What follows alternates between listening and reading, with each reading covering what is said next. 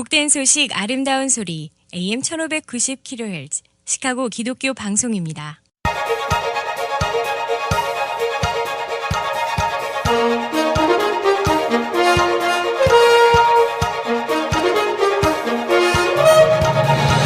김정일 해설위원의 시사 해설. 세상을 넓게 봅니다. 삶의 지평이 넓어집니다.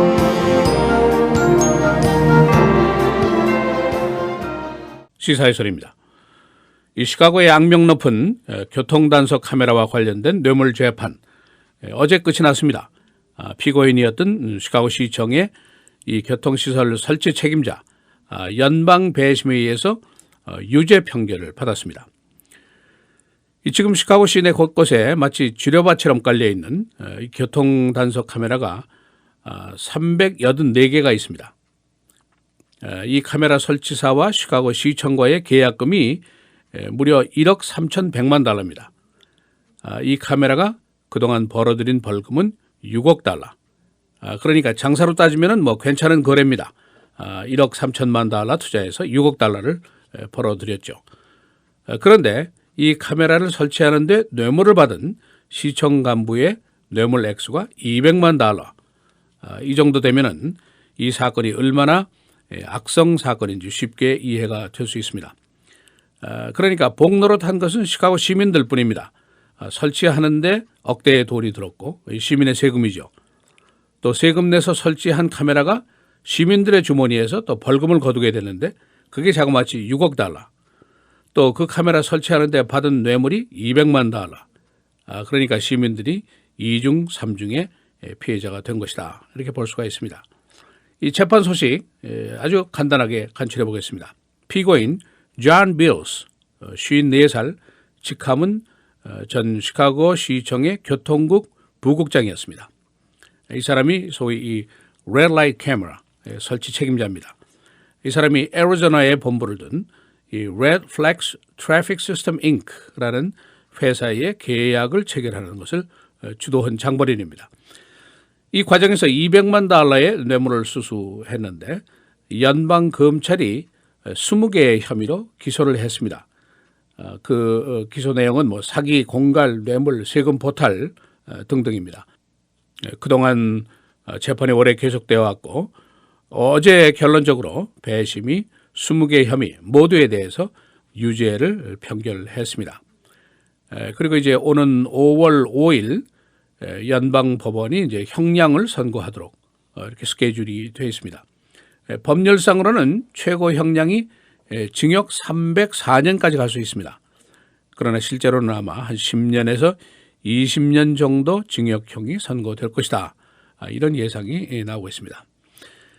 이 연방검찰의 기소 내용을 보면은 존 빌스가 2002년부터 2011년 사이에 교통단속 카메라를 설치하는 과정에서 현금 56만 달러를 받은 것을 비롯해서 18,000달러 상당의 호화 호텔비, 호합한 디너, 여러 가지 선물, 향응, 그래서 총액 200만 달러 상당의 뇌물을 받았다. 이것이 이제 검찰의 기소 내용입니다.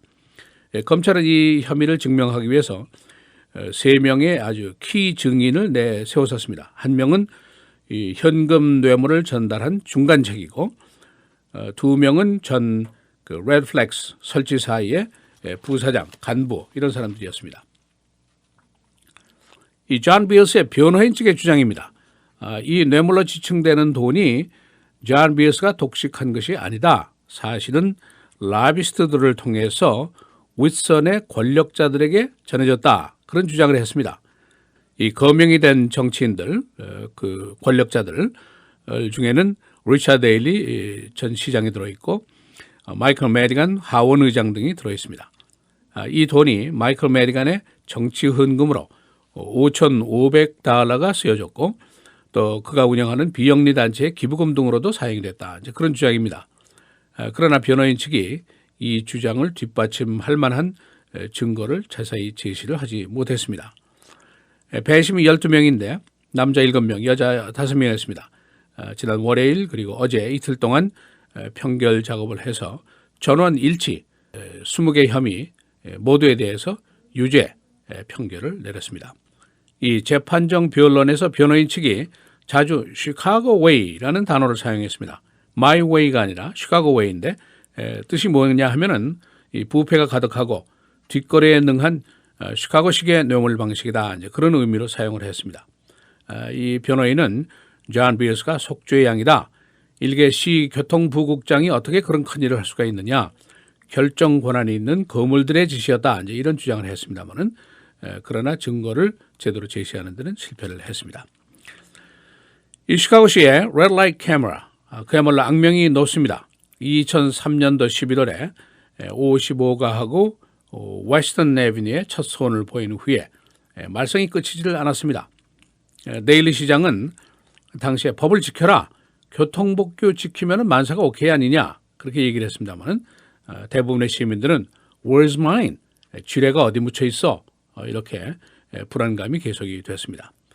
6억 달러나 되는 벌금, 이것이 제2의 세금이다 하는 불만이 시민들에게 가득했습니다. 그리고 카메라 기계 자체에 대한 정확성에 대한 의문도 계속이 됐습니다.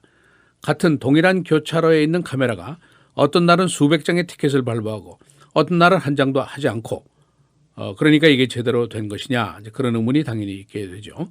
또 그러다 보니까 회전 신호, 그 옐로우 라이트에 돌아가는 회전의 시간 길이도 문제가 됐습니다. 아직도 의문입니다. 그래서 일부 서버브 쇼핑몰의 교차로에서는 카메라를 설치했다가 떼어내기도 했습니다. 시민들이 이 쇼핑몰을 피해가기 때문입니다. 장사가 안 되기 때문이죠. 이 시민들의 불만이 팽배하니까 정치권 일부에서는 카메라 380대를 모두 떼어내자 하는 주장도 있었습니다만은 그러나 시카고시의 입장에서는 1억 달러나 들인 설치비도 생각이 나고 또 무엇보다도 수억 달러나 되는 수입이 짭짤하니까 이거를 버릴 수도 없는 일입니다. 그래서 이제 라마 매뉴얼 시장이 들어서면서 수십 개 중복이 된 카메라를 제거하기도 했습니다만은 일단 설치를 하면서 톡톡이 재미를 본 그 악덕 공무원은 이제 감옥을 가게 됐습니다. 그러나 384대 이 카메라는 아직 건재합니다. 아마 지금 이 순간도 티켓을 발부하고 있을지도 모르겠습니다. 시사해설 김정일입니다.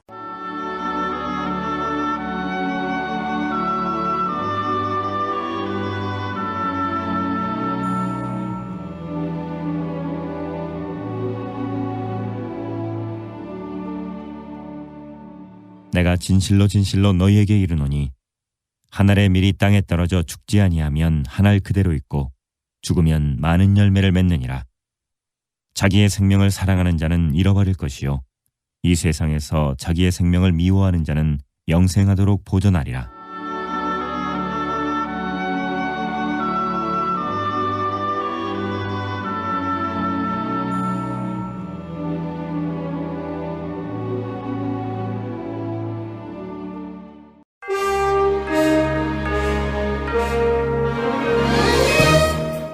헤드라인 뉴스입니다. 존 케리 국무장관은 어제 중국에게 북핵 해결에 더 적극적으로 나서줄 것을 요구했습니다. 그는 왕이 중국 외무장관과 만나서 사우스 차이나 씨에서의 긴장 완화도 요구했습니다. 도널드 트럼프가 내일 열리는 팍스뉴스 주간에 공화당 대선 토론회에 불참하기로 결정했습니다. 그는 팍스뉴스가 편파적이며 사회자 매기 켈리의 투입에 불만을 표시했습니다.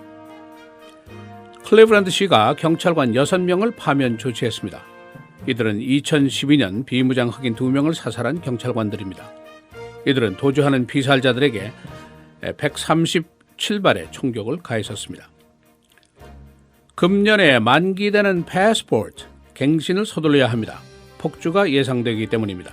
10년 전 2006년 멕시코, 캐나다 방문 패스포트 의무화에 따라서 이 해에 발급된 패스포트가 평년보다 훨씬 많았습니다. 오레곤 무장시위대가 체포됐습니다. 경찰은 시위대 6명을 교통법 위반 혐의로 체포했습니다. 이 중에 1명은 총격에 의해서 사망했습니다. 이들은 정부의 야생동물 보호 정책에 항의하면서 26일 동안 무장시위를 벌였습니다. 토요다가 2015년도 최다 판매 기록을 세웠습니다. 판매량 1000만 대입니다. GM은 980만 대. 판매량이 지난해보다 0.2% 증가했습니다. 시카고 교통단속 카메라 설치와 관련해서 어제 전 시카고 교통국 부국장이 유죄 판결을 받았습니다. 그는 10년 동안 200만 달러의 뇌물을 설치사로부터 받은 혐의로 재판을 받아왔습니다. 브루스 와너 주지사가 오늘 두 번째 State of the States 연설을 하게 됩니다. 그는 오늘 정부 재개편을 다시 강조할 것으로 보입니다. 그는 아직도 새 예산 통과에는 실패했습니다. Art Institute of Chicago 3,500만 달러의 헌금을 어제 받았습니다. 작년에 작가한 매사추세츠주의 한 예술품 수집가가 유언을 통해서 3,500만 달러를 기증했습니다. 주말에 최고기온 40도대로 올라갑니다. 오늘 목, 금, 토 계속해서 맑고 흐리고 오늘 최고 34도, 목요일 37, 금요일 40, 토요일 48도입니다. 주일은 대체로 흐리고 한때 비 최고 47도로 예상이 됩니다.